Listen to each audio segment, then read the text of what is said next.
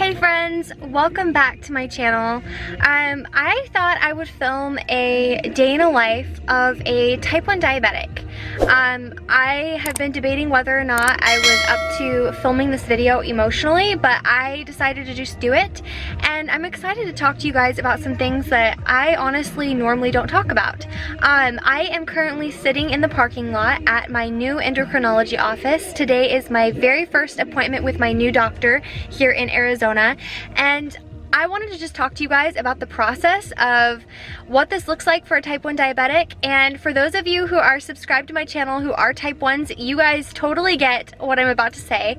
But every time before an appointment, I always get so nervous, and that comes with a lot of different reasons as to why I get nervous. But the last couple of months have been really rough for my type 1 diabetes management. We've gone through a move, we've done a lot of different things as far as changing up our schedule. I've started nutritional therapy training. We've had a lot of life happen over the last couple of months, and my type 1 diabetes has kind of taken a back seat. And I always remembered growing up, I've been a type 1 diabetic for going on 19 years. And I remember being 4 years old, going into my very first endocrinologist appointment and being scared to death. And I don't feel that way anymore, thank goodness. But I do still carry that same weight of what is my A1C going to be? What am I going to see from my lab results? How do my organs look?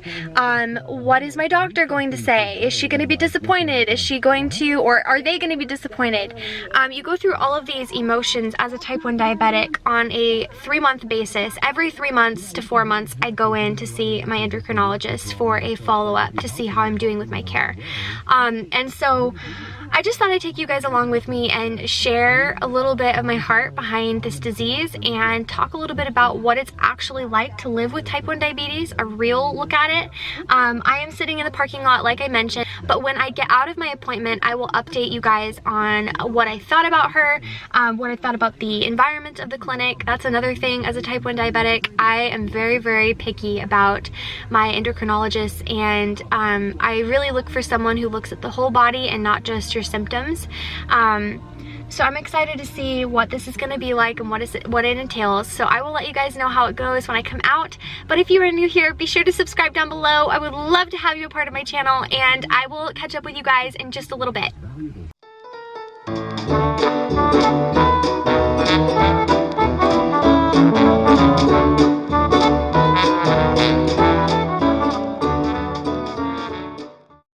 Hey friends, I am back home now.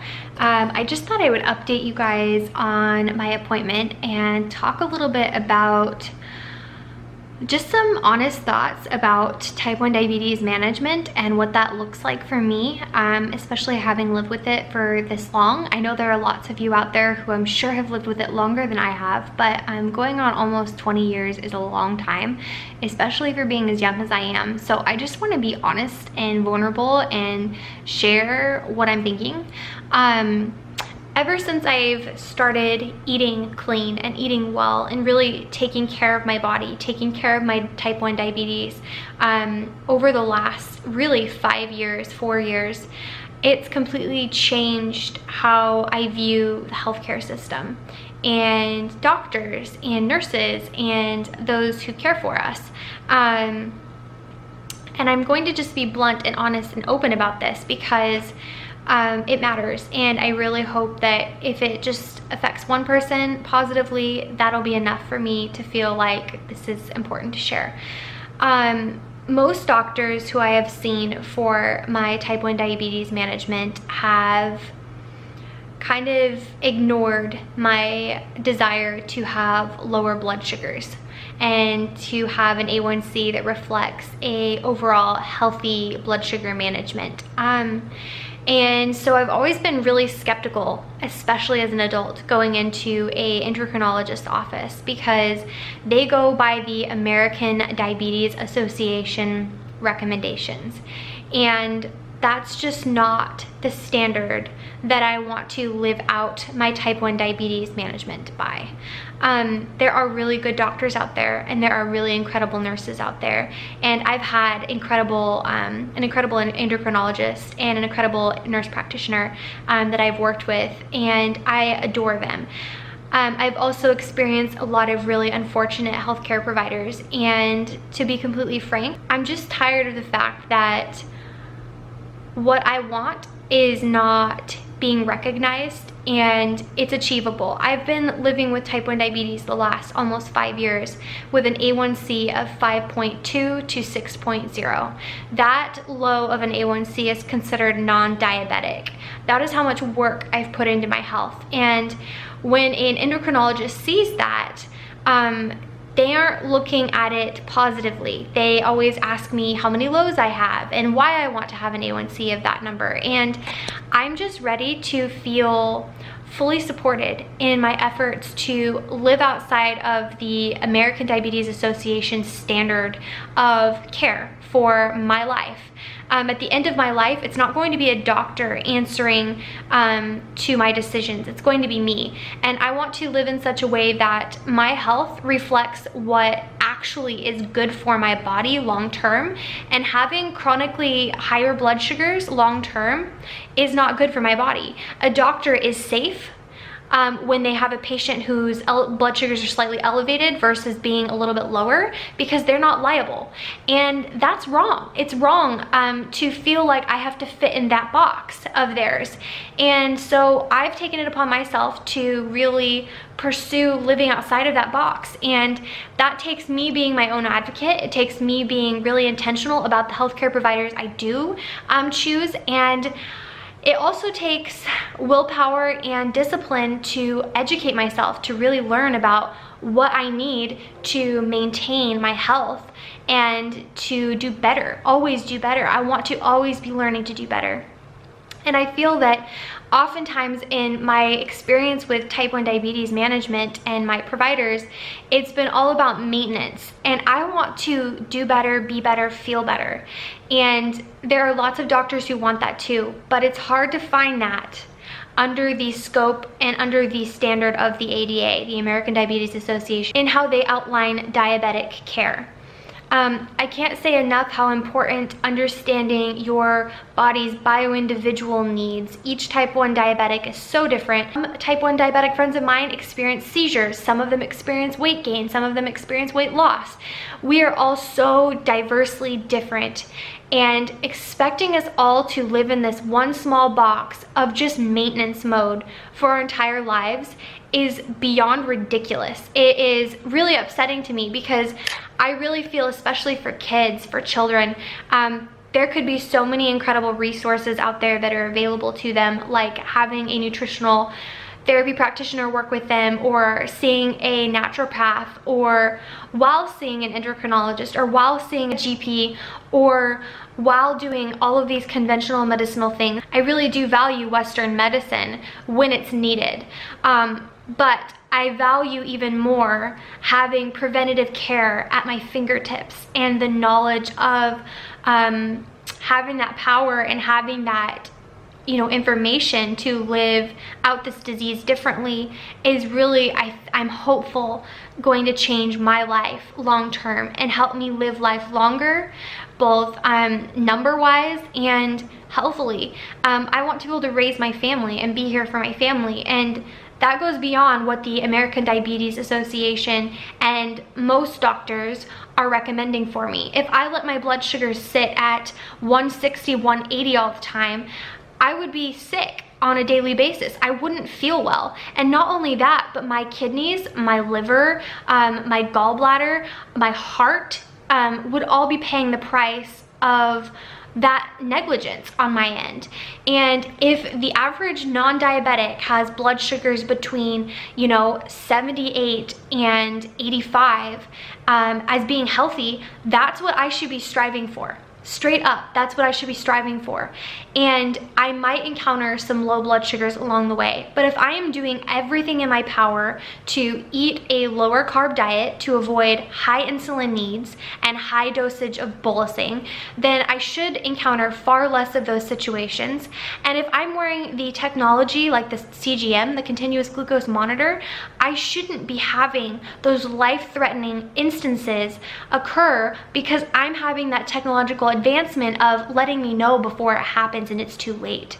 There are so many things that we can do to help prevent long-term damage, and I am tired of feeling discouraged. And I'm excited to be working with a natural doctor who is going to be helping me with my Hashimoto's, and in turn I'm hoping that I can share information with you guys who have out there who have Hashimoto's as well. And for those of you who have type 1 diabetes and you're not either happy with your care, or you are frustrated with the box that you feel like you're being put in, or maybe you don't feel heard and maybe you feel like your blood sugars could be better, please think outside of the box. Give your body the opportunity to experience something different.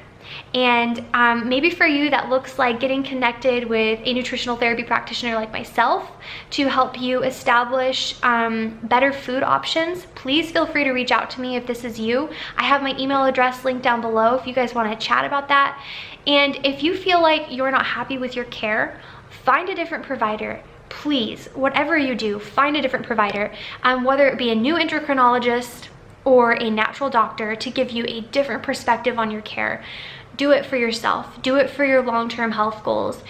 Do it because it will change how you view your disease if you feel like you are in control and you feel like you can make those positive changes for yourself. It takes work to live with this disease. It takes work to make these transitions and changes, but ultimately those changes are going to stick with you for your entire lifetime. And if you choose to do those now, while you are hopefully in your earlier stages of the disease and or you have managed your disease fairly well, you will live a long life, a long happy life. And I hope all of this makes sense. I feel like right now I'm kind of going on a tangent, but I wanted to document how I felt after this appointment. I could go into way more detail about this, but I really don't want to be disrespectful toward medical providers. That's not my goal, because I admire and respect what they do. But I, at the same time, don't have to agree with how they treat patients with diabetes, type 1 and type 2, and I don't have to agree with it. I don't. It's not something I have to do. And it's, I think, even more so important to realize that the healthcare system is somewhat screwed up. Western medicine is for acute care, and holistic care is for long-term prevention. And I really believe that there's more power in the latter, because it should come first. And when living with a chronic disease like this, it's important to look at the prevention and not look at just the symptoms and just the maintenance aspect of the disease. I think that that is so vital and so important. And if there's anything that I've learned over the last 5 years, it's that ultimately I am in control of my health. Straight up. You are in control of your health. If you live with this disease or another disease, you have the option to make changes and choices for your life, for your health, that will either better or worsen it. And I am so grateful for the changes I've made, and I will continue to make and educate myself on, because those changes I am prayerfully pursuing, I hope will encourage others and continue to spur on my desire to live with this disease positively. So I just thought I'd share this with you guys. I don't normally talk about type 1 like this, but I am going to be doing this more because it's important, and it's important that people see the real side of type 1 diabetes and the disease that it is. It's really challenging, and it's really heartbreaking when you see your lab results come back and your numbers are elevated, whether that be your liver or your kidney or your thyroid, or maybe it's your A1C is extremely high. It's discouraging, and I want to encourage you that you can do hard things, and it can go beyond what your doctor is telling you is available. Look at other options for yourself. Look at more holistic options. I'm not saying that holistic care is going to change everything for you, but I am going to tell you that it changed a lot for me. And it takes that self-initiation, that personal decision to continue making those hard choices for yourself. So I hope this was encouraging. I hope it was insightful. I'm currently sipping on a decaf iced Americano with coconut milk. I am eating some humanely raised turkey, and I am editing and exporting another video as I'm talking to you guys about this. But yeah, this is just something that was on my mind, and I thought, why not vlog about it? Why not talk about something that's a little bit different for me, and hopefully just give some insight on what it's like to live with this disease. To give you guys an idea of what my blood sugars are at right now, for those of you who are type 1s, my blood sugars are a little bit high today. They're ranging 180 to 160, which is not great, but I'm gonna work on that, and that's part of this disease. It's constantly working.